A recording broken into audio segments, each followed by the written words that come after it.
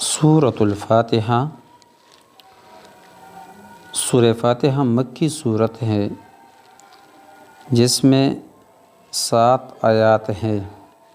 اعوذ باللہ من الشیطان الرجیم، میں پناہ مانگتا ہوں اللہ کے ساتھ شیطان مردود سے۔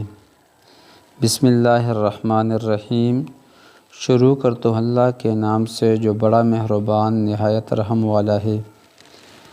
الحمدللہ، تمام تعریفیں اللہ کے لیے ہے۔ رب العالمین، جو تمام مخلوقات کا پالنے والا ہے۔